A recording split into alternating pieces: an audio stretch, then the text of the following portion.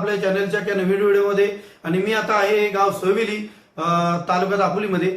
आणि या सोविली गावचा आज मोठा सप्ताह आहे आणि जबरदस्त असा सप्ताह आहे। 100 वर्ष पूर्ण आलेले त्यांच्या सप्त्याला आणि त्या निमित्ताने हा जो या वर्षीचा सोहळा आहे तो मोठा आहे आणि आज मोठा सप्ताह आहे। त्या मोठ्या सप्त्यानिमित्त आज जे नामवंत कीर्तनकार आहेत सुप्रियाताई साठे यांचं कीर्तन ठेवलेलं आहे। आणि चला बघूया आपण आज सुप्रियाताई साठे यांचं कीर्तन।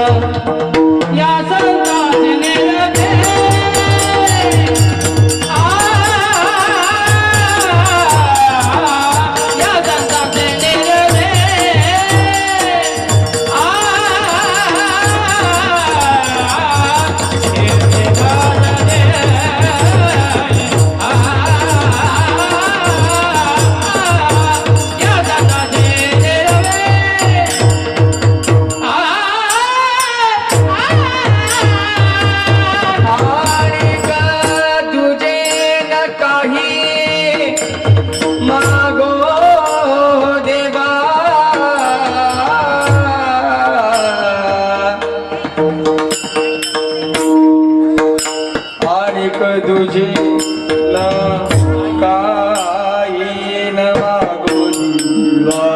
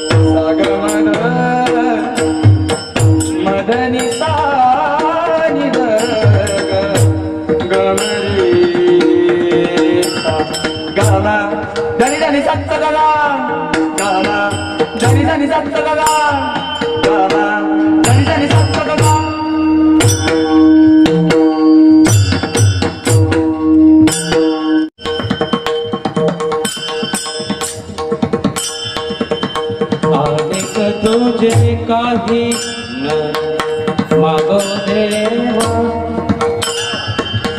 देवा देवा देवा देवा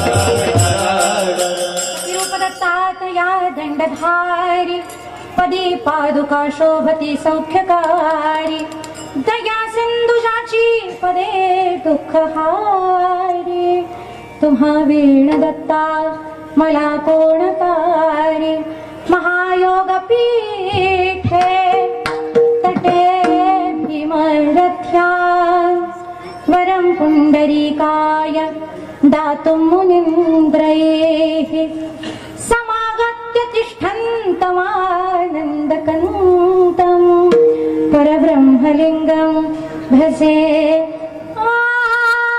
पाण्डुरङ्गं पाण्डुरङ्गाकरो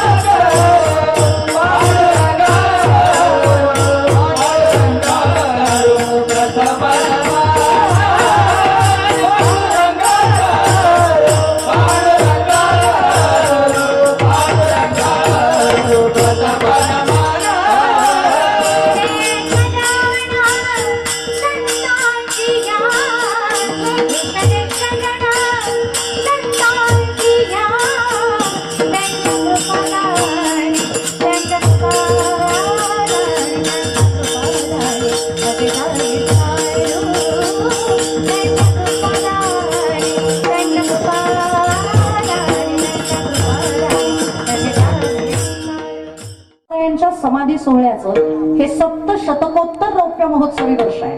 म्हणजे ज्ञानोबरायांनी समाधी घेऊन 725 वर्ष याच वर्षी पूर्ण झाली आणि याच वर्षी आपल्या सप्ताहाला 100 वर्ष पूर्ण झाली.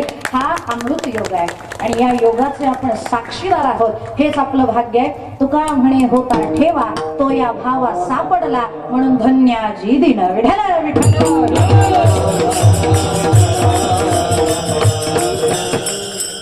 फॅन लावणाऱ्याचं देव भलं करेन. आता अभंगाच्या प्रस्तावनेकडे वळणार आहे. गावाची प्रस्तावना थोडीशी शेवटी 1-10 मिनिटं करते, पण आता सुरुवात करते कारण सगळ्यांच्या चेहऱ्यावरनं लक्षात आले बोला बोला चालू करा कारण कीर्तन ऐकायचं आहे आम्हाला. त्याच्यामुळे प्रस्तावना सुरुवातीला करते.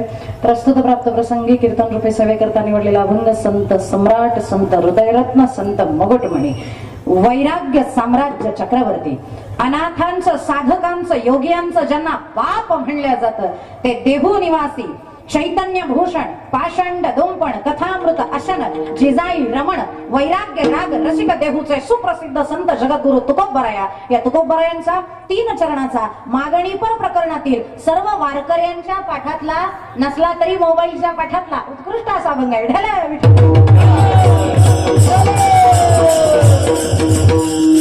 आजचा दिवस आपल्या गावासाठी महत्वाचा आहे, कारण आज देवाकडे मागणं मागायचं आहे. पण आपण ज्या देवाकडे मागणं मागणार आहोत त्याची भूमिका काय असली पाहिजे, मागणं मागताना कोणाकडे मागावं, कसं मागावं हे सर्वसामान्य साधकाला माहितीये का? नाही. मग मागणं काय असावं हे पहिल्यांदा आपल्याला कळलं पाहिजे. बरं चला, मागणं काय मागायचं हे कसं कळवून घ्यायचं, तर ज्यांनी अगोदर मागणं मागितलंय त्यांना विचारायला गेलं पाहिजे. मागणं कोणी मागितलंय? संतांनी मागितलंय. पण संतांनी मागितलंय असं मागणं आपल्याला मागायला जमेल का याचा विचार करा. नामदेव महाराजांचं मागणं काय मागतात? अकल्प आयुष्य व्हावे माझ्या संसारातल्या लोका, असंच आहे ना प्रमाण? नाही. मग अकल्प आयुष्य व्हावे तया कुळा माझी सकळा हरीच्या दासा, हे मागणं आहे नामदेव महाराजांचं. ज्ञानोबारांना विचारलं समाधी सोहळ्याच्या वेळेला, काय पाहिजे ज्ञानदादा तुम्हाला, बोला. तुम्ही मागाल ते देण्याची तयारी आहे, काय पाहिजे तुम्हाला? त्यावेळेला ज्ञानोबारायांचं मागणं, दुरितांचे तिमिर जावं, विश्वस्वधर्म सूर्य पाहो, जो जे वांचील तो ते लाहो प्राणी जात, हे ज्ञानोबारायांचं मागणं आहे. आणि तुकोबारायांना विचारलं तुम्हाला काय पाहिजे? तुकोबाराय म्हणतात, अरे मागण्याची असं पाहेमुखाकडे हे लक्षात आलंय माझ्या, तू माझ्याकडे बघतोयस त्याच्यासाठी काहीतरी मागावं. पण आमच्या कुळानं सांगितलेला हा कुळाचार आहे, आम्ही भिकारी नाही, आम्ही कुणाकडे मागत नाही. काही मागणे आम्हा अनुचित, वडिलांची रीत मागायचं नाही काय. आणि जर ठरलंच देवानं मागायचं तर एक साधा हिशोब तुला सांगतो. एक तर मी एकटा परमार्थ करतोय नवल नाही, माझ्या 7 पिढ्यांनी परमार्थ केलाय. 7 पिढ्यांनंतर मी जन्माला आलोय. 7 पिढ्यांनी सुद्धा कर्म केलं, भक्ती केली, पण मा फलेषु कदाचन या वृत्तीनं भक्ती केलेली आहे. म्हणजे भक्ती करा, कर्म करा, पण त्याच्या मोबदल्यात काहीच मागू नका. म्हणजे त्यांनी ऑलरेडी जी केलेली भक्ती आहे तिचाच डोंगर साठलाय तुझ्या डोक्यावरती, तू ऋणाईत आहेस आमचा. त्याच्यामुळं मी जरी काही मागितलं तरी मी भिकारी होणार नाही, आणि तू देतोयस म्हणजे तू फार मोठं समर्थदाता होणार नाही, हे पहिल्यांदा सांगतो. बरं, दुसरा विषय, वाडवडिलांच्या इस्टेटीवरती मजा करणारे तुकोबाराय असं नाही, माझा स्वतःचा अधिकार आहे. भक्ती ऋण घेतले माझे चरण कहाण आहेत तुझे, प्रेम व्याज देई हरी माझा हिशोब लवकरी करी, हा माझा अधिकार आहे. म्हणून जरी मी मागायला प्रवृत्त झालो तरी मी भिकारी नाही, मी अधिकारी आहे.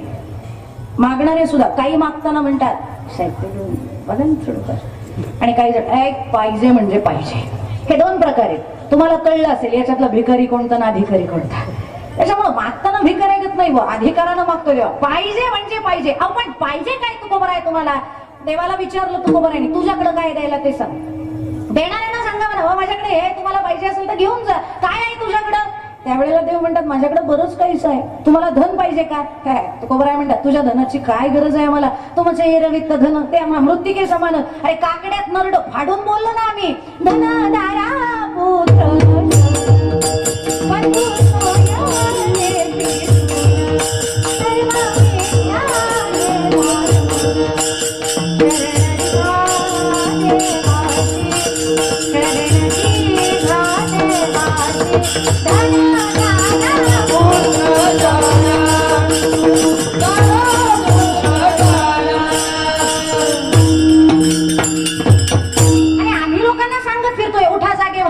स्मरण करा पंढरीनाथा, भावे चरणी ठेवा माता, चुकवी व्यथा जन्माच्या, धनदारा ब्रह्मा घरी कामारी हे दासी, होय सांगू कैसी तुका म्हणे. अरे तुम्हाला काहीच नको, न लगे धन, न लगे संपदा, न लगे मुक्ती, मग पाहिजे काय? तेव्हा मागे मागण्यासाठी प्रवृत्त होतोय, पण नक्की देशील ना याची खबरदारी. अभंगाचं प्रथम चरण.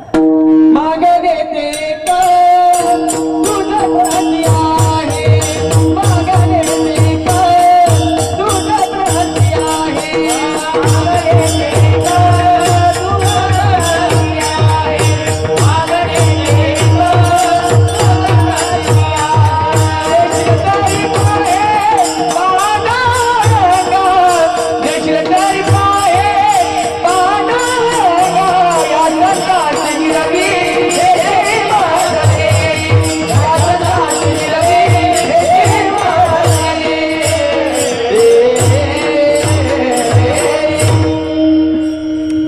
मागणे एक तुझं प्रती, एक तर मागण्याची वृत्ती नाही देवा, पण तुम्ही म्हणताय काहीतरी मागा, तर मी मागायला प्रवृत्त झालेलो आहे, पण नक्की देशील ना? देशील तरी पाहे पांडुरंगा, आणि तुझ्याकडेच मागतोय देवा, कारण मला माहिती आहे आईसा तू समर्थ ब्रह्मांडाचा वर्म हे जाणूनही शरण आलो.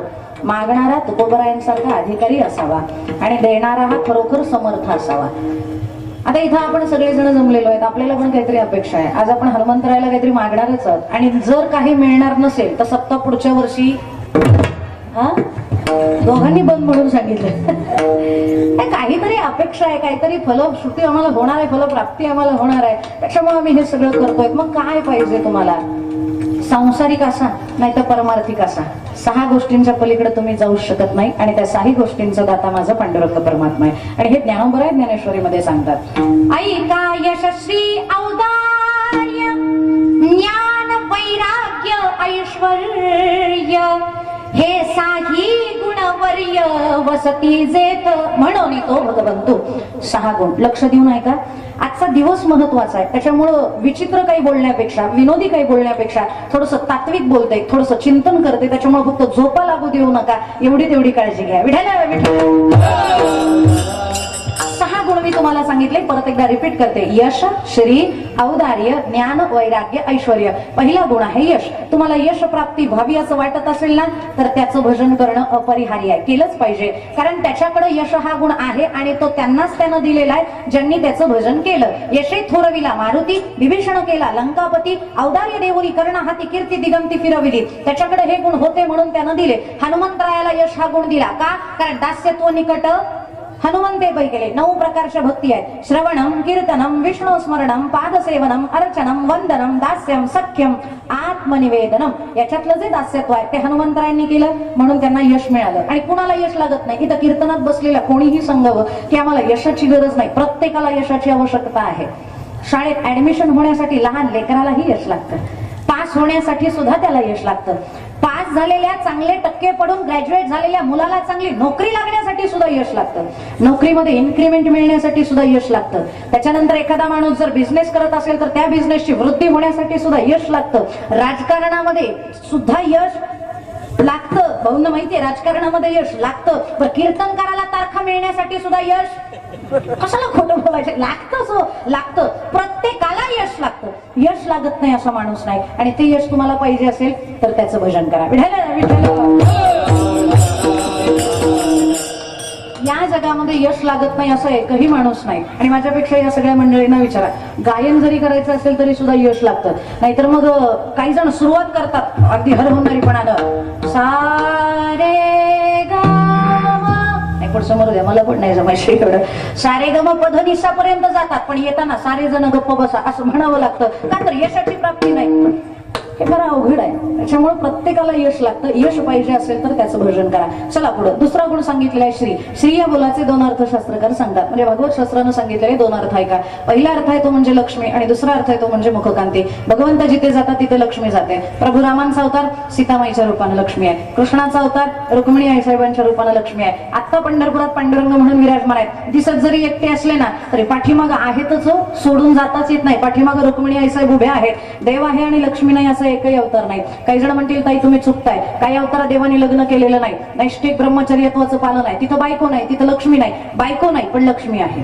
दत्तात्रयांचा अवतार नैष्ठिक ब्रह्मचर्य. पण भागवतकार सांगतात दत्तात्रयांबरोबर जरी पत्नी रूपानं लक्ष्मी नसेल ना तरी त्या दत्तात्रयांच्या पाठीमागे असणारी जी कामधेनू आहे, जी गाय आहे, त्या गायीच्या रूपानं लक्ष्मी आहे. आणि आपल्याकडे गायीला लक्ष्मी मानतात. दिवाळ सण आपण लक्ष्मीचा सण म्हणून साजरा करतो. आणि त्या दिवाळ सणात पहिल्या दिवशी पूजा कोणाची करतो?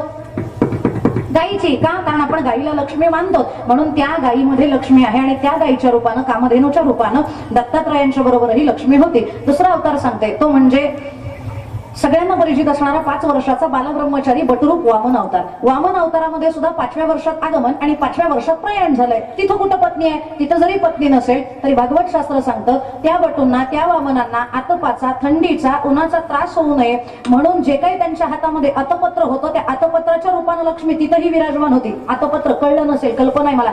छत्रीच्या रूपानं लक्ष्मी तिथंही होती. पण पूर्वीच्या काळी धनवान जे असतील ना किंवा ज्यांच्याकडे चांगल्या मार्गाने आलेली लक्ष्मी असेल ना त्यांच्या डोक्यावरती छत्र धरण्याची परंपरा होती आणि त्याला छत्रपती असं म्हणत होते. विठ्ठल. पण आता धरली जात नाही कारण आता पैसा चांगल्या मार्गाने येतच असेल हे सांगता येत. म्हणून तुकोबरायांनी सांगितलंय चांगल्या मार्गाने कमवा तर तो चांगल्या मार्गाने जाईल. चुकीच्या मार्गाने आला तर 12व्या वर्षी तोच तुमच्या नाशाला कारणीभूत ठरेल. म्हणून जोडून या धन डबल अंडरलाईन करा. उत्तम व्यवहार आहे. आणि मग उदास विचार वेच करी. चला पुढे. त्या लक्ष्मीचा आपण विचार करतोय त्या अतपत्राच्या रूपानं तिथंही लक्ष्मी आहे. तिसरा अवतार सांगते. बद्रीनारायणला कधी गेले असाल? 4 धाप फिरत असाल ना? का गेलेच नाही कधी? उद्या घरी गेल्यावर युट्यूबवर सर्च मारा.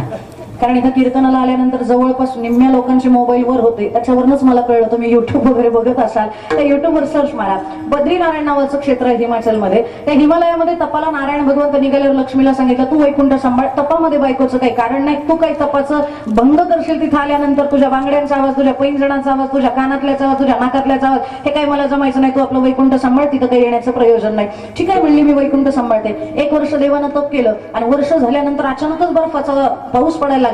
मग भगवंताच्या तपामध्ये व्यत्यय यायला नको म्हणून तिथं लक्ष्मी बद्री वृक्षाच्या रूपानं गेली. बद्री वृक्ष म्हणजे बोराचं जे फळ असतं ना, त्या बोराच्या झाडाच्या रूपानं तिथं गेली. तिनं त्या भगवंताच्या डोक्यावरती आपल्या फांद्या लांबवल्या आणि जो काही बर्फ आहे तो आपल्या फांद्यामध्ये अडकवला, पण भगवंताच्या तपाला व्यत्यय येऊ दिला नाही. ज्यावेळेला भगवंताची तपपूर्ती झाली, भगवंताच्या लक्षात आलं लक्ष्मी इथं कुठेतरी आहे. विचारलं लक्ष्मी आई साहेब कुठे, पुढे या. लक्ष्मीनं सांगितलं हे काय मी तुमच्या पाठीमागे उभे आहे. पण इथं का आलीस, मी तुला सांगितलं होतं ना वैकुंठ सांभाळ, इथं येऊ नको. लक्ष्मीनं सांगितलं आले नसते, पण तुमच्या तपात व्यत्यय येऊ नये, तुमच्या अंगावरती बर्फ पडू नये, त्या बर्फाला रोखण्यासाठी म्हणून बद्री वृक्षाचं रूप धारण करून आले. म्हणून त्या लक्ष्मीला भगवंतानं तिथं वर दिलाय. आतापर्यंत या तीर्थाला लोक नारायण तीर्थ म्हणत होती, पण बद्री वृक्षाच्या मुळे माझं तप भंग झालं नाही म्हणून इथून पुढे या क्षेत्राला बद्री नारायण असं म्हणतील. म्हणून तिथंही बद्री वृक्षाच्या रूपानं लक्ष्मी विराजमान आहे. आता सगळ्यात महत्वाचा विषय वारकऱ्यांसाठीचा. वारकरी म्हणत असतील ज्ञानोबराय सुद्धा कोण आहे?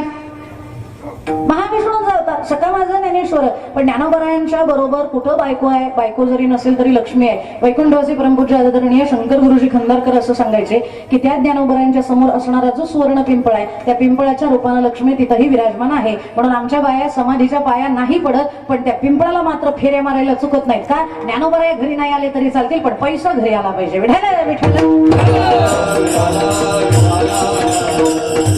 मला सांगायचं इतकंच आहे, भगवंत आहे आणि लक्ष्मी नाही असा एकही अवतार नाही. पण काही गैरसमज करून घेण्याचं कारण नाही. नाही तर काही लक्ष्म्यांना असं वाटेल की देवाचं सुद्धा बायकोशिवाय भागत नाही, जिथं जातात तिथं बायकोला घेऊनच जातात. आमचं पण तसंच आहे हे असं म्हणत असतील कदाचित, कारण लक्ष्मीला पण हा अहंकार झाला. भगवंता जिथे जाता तिथे मला घेऊन जाता, मी आहे म्हणून तुमचा संसार आहे, मी होते म्हणून टिकले, दुसरी असती तर केव्हाच पळून गेली असती, माझ्यामुळे हे ऐश्वर आहे, नाही तर काय खरं होतं यांचं, यांचे हाल कुत्रेनी खाल्ले नसते असं कोण म्हणतं? तुमच्या सगळ्यांच्या घरातल्या लक्ष्मी तुम्हाला हेच ऐकवत असतात, माझ्यामुळे झाला संसार, नाही तर काय खरंय तुमचं. ही पण लक्ष्मी आपल्या भगवंताला बोलली, हो माझ्यामुळे झालं संसार. देवांनी मान्य केलं, हो म्हणले तुझ्यामुळे मला आणि माझ्यामुळे तुला किंमत आहे. तुझ्याच सामर्थ्य नाही हे मी म्हणू शकत नाही, तुझ्याच सामर्थ्य आहे. लक्ष्मी ऐकायलाच तयार नाही. ओ देवा, तुमच्यामुळे मला नाही, माझ्यामुळे तुम्हाला किंमत आहे. अहंकार आला आणि अहंकार तर देवाला चालत नाही. परमार्थ कमी करा पण अहंकार विहीन करा. बिगर माळकरी झाला ना तो लगेच बिगर माळकरी म्हणतो तुझ्या घरचं पाणी पण प्यायचं नाही, पाणी प्यायचं नाही हा नियम आहे, पण बोलून दाखवणं हा अहंकार आहे. माळकरी होऊ नका पण अहंकार आणू नका. विठ्ठल सुकून जर समजा तो माळकरी जर टाळकरी झाला ना, ज्याला टाळ वाजवायला येत नाही त्याला तो एवढ्या लोकांना म्हणा काय चुकतोय बस खाली. अरे हो बाबा, त्याला वाजवायला जमत नसेल, हळूच जाऊन त्याच्या कानात सांगाव ना. इतक्या लोकांत जर त्याचा पान उतारा केला तर तो पुढच्या वेळेला कीर्तनाला टाळ घेऊन उभा राहील का? तो डायरेक्ट सांगेल बुवा हा टाळ ही माळ तिकडे गोंधळ घाल, परत मंदिराची पायरी चढलो तो बोल, आणि तू माझ्या घरी फक्त पावती फाडायला ये, मग तुला सांगतो. अवघड काय होऊन बसलं. त्याच्यामुळे आपण थोडंसं समजून घेतलं पाहिजे. नाही नाही बाबा, वाजवण्याची ऍक्टिंग कर, जोर जोरात कर, फक्त टाळाला टाळ लागू देऊ नको.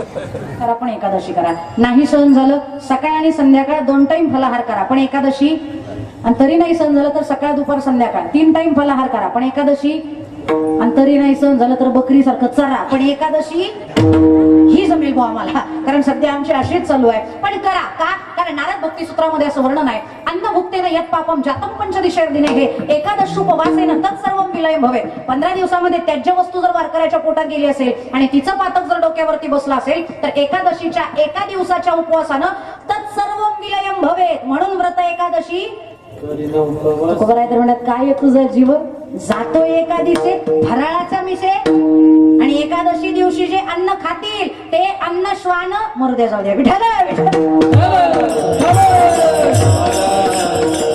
चला, माझा मुद्दा तुम्हाला क्लिअर झाला. एकादशीचं व्रत करेल बाबा, दुसरं काही करणार नाही, कारण तो सगळं काही देणार आहे. आणि जो एकादशी करेल त्याला ऐश्वर्यही मिळेल. या 6 गुणांपैकी बोला बोला बोला तुम्हाला काय पाहिजे, जे पाहिजे ते आज मारुतीरायांच्या समोर सांगायचं आहे, ते तुम्हाला देणार आहे. पण त्यासाठी भजन. विठ्ठल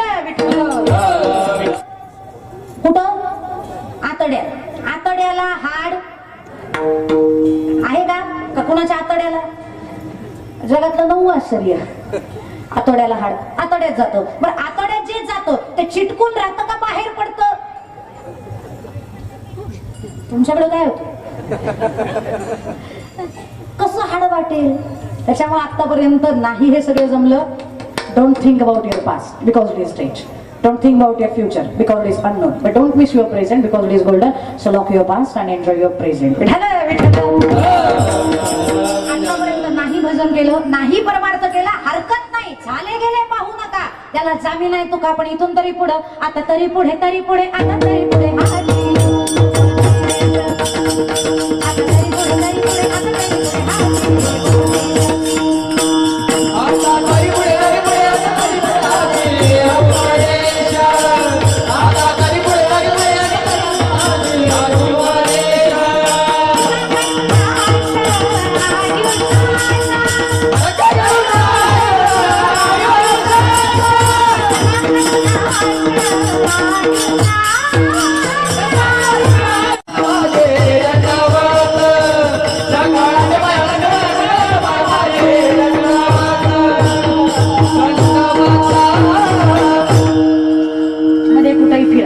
समेला आणून मोकळं करा. त्याला साथी.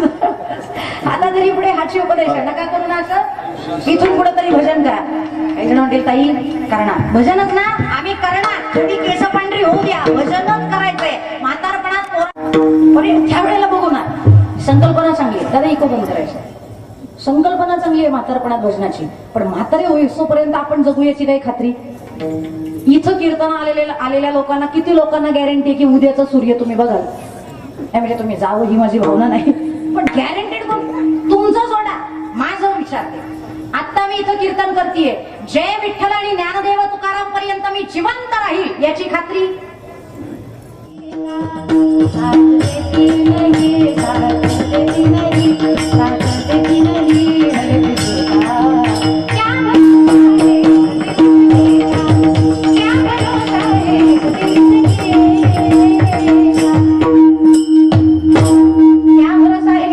का साथ देती नाही हर किसी का साथ देत नाही. कारण हे नाशिवंत आहे. जाणार आहे हे कधीतरी. मरणारच आहे. नाशिवंत देह जाणार. आयुष्य खातो काळ. देह जाईल त्याची काळवा त्याच्या मालकीचा आहे. देह हे काळाचे. धन कुबेराचे. मग बंगला म्हणायचं प्रमाण होतं धन कुबेराचे. पण हेच वास्तव आहे. कारण जाताना बरोबर काही घेऊन जाणार. 100 कोटीचे मालक असा. मुक्त मुक्ताबाई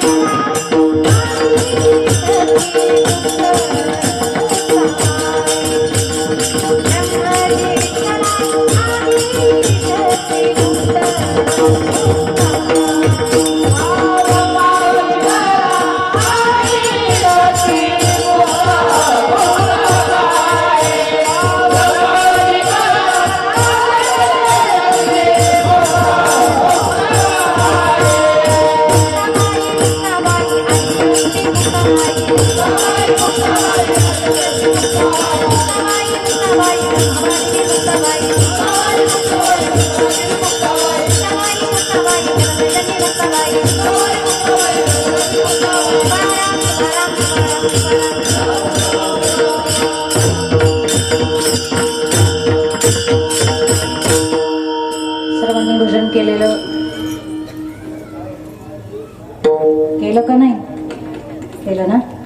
केलं त्यांचे धन्यवाद, ज्यांनी नाही केलं त्यांचे ढबल धन्यवाद. सर्वांचे ऋण व्यक्त करते आणि सेवेला पूर्णविराम देण्यानंतर थोडक्यात भैरवी.